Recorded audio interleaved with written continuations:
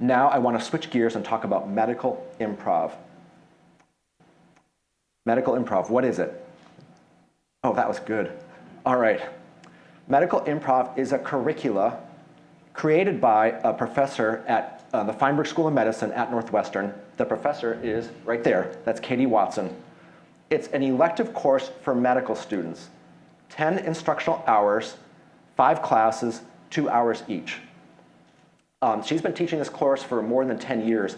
Every class fills. Now, a little bit about Katie, and Noelle met her in Chicago with me.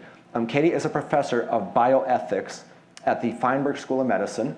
She also is an instructor at Second City in Chicago. How many people have ever heard of Second City?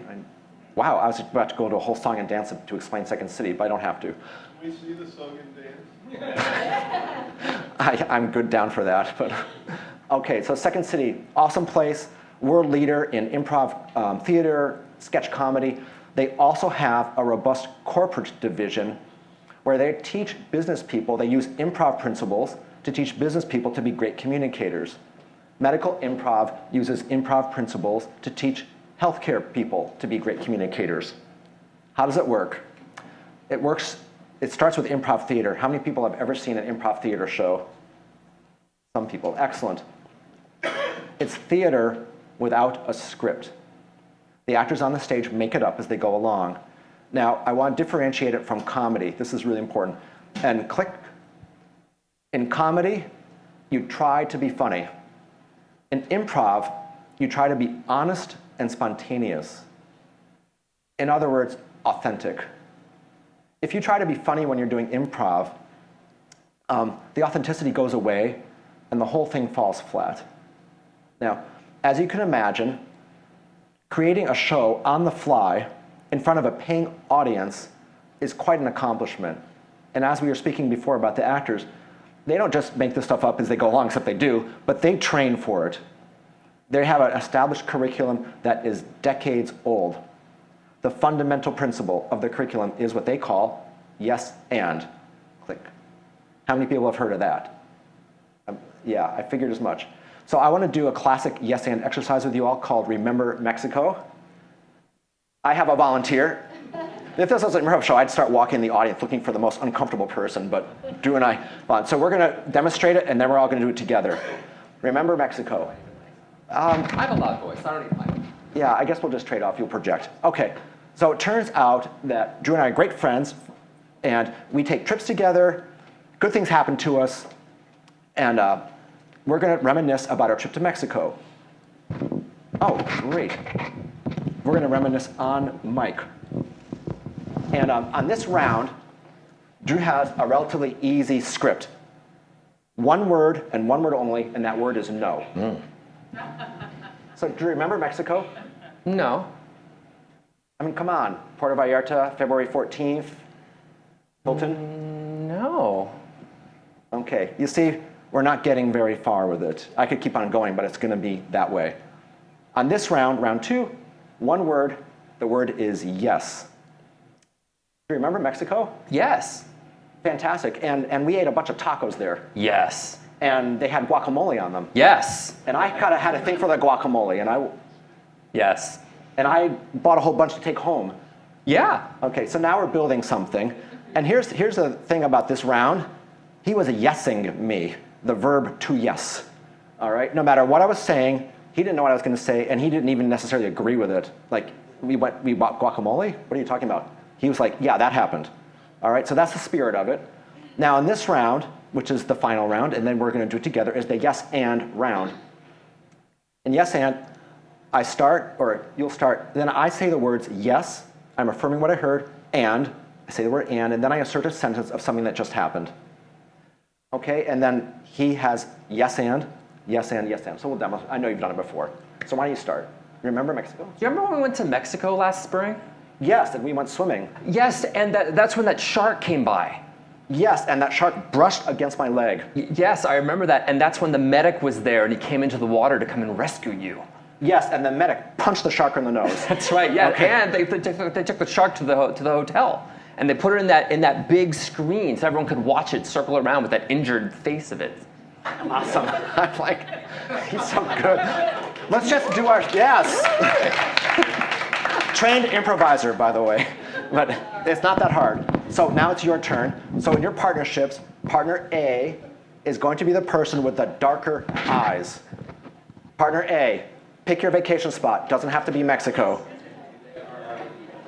All right, and you guys know what to do, right? So partner A, you ask, remember that place, and then it's yes and, yes and, yes and, yes and. Go.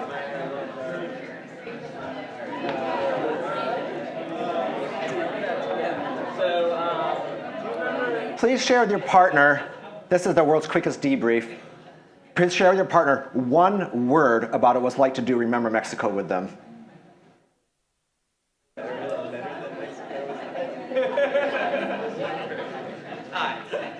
All right, excellent.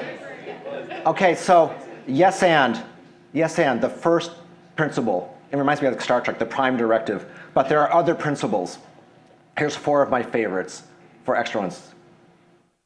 Make your partner look good. Fail good-naturedly. Accept. Everything you get is a gift. Listen. Let your partner change you. Now, aren't these great principles? If I can live with these, I have a good life. And they map to communication skills. It's what Professor Watson, Katie, calls cross-training for communication.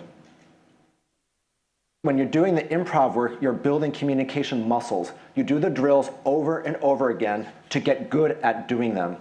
Like when I'm strong in yes and, like Drew is, I will instinctively affirm people even when they're being difficult. And improv cross-trains builds communication muscles for multiple communication competencies. Here's a partial list. Listening, authentically listening. Talking, effective expression. Reading emotions, emotional intelligence. Positive attitude. Teamwork. Leadership. Resiliency. Alrighty, so what is the difference between an improv class for theater people and for medical people?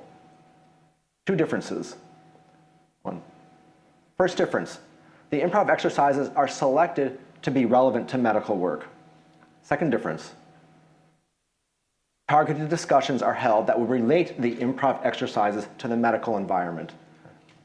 Does it work? Click. Here's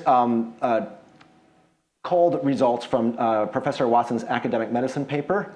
10 years of teaching this to medical students. Am I in the way? Alrighty. There's 10 lines or so on this table. I took 3 of them, but they're all the same results. This class helped me become a better team member and collaborator. 92% agree. Studying improv could make me a better doctor. 95% of students agree. I would recommend this class to other medical students. 100% of students agree. I don't know about you all, but if I got these evaluations on a class I was teaching, I'd be a happy camper. All right, how would you use this in your own work? It's easier than you might think. If you want to get into this, there's a lot of different ways. Here's one. Medical Improv, Professor Watson teaches a Train the Trainer course, teaches you how to teach it. You go to Chicago, where she's currently teaching it, you spend 4 wonderful days, you receive the 10 instructional hours as if you were a medical student, then you spend the rest of the time learning how to teach it. Now, if you get into this work and take this class, you get back home, you want to teach it, keeping with the theme of ease, Professor Watson suggests go easy on yourself, team up with an improv professional when you get home. That way, you co-teach the course, they are the experts on the improv work, you're the expert on the medical work. If you're looking for an improv collaborator, we have one in the back of the room, Rebecca Stockley, yay! Here. Other local folks, Rich Cox, William Hall, Dan Klein, some of you have met these folks. I could go into their biographies, but I'm just going to say that they teach this material here on campus, they teach at the business school, and all are very interested and are expert in using the improv theater principles to improve people's communication and other business competencies.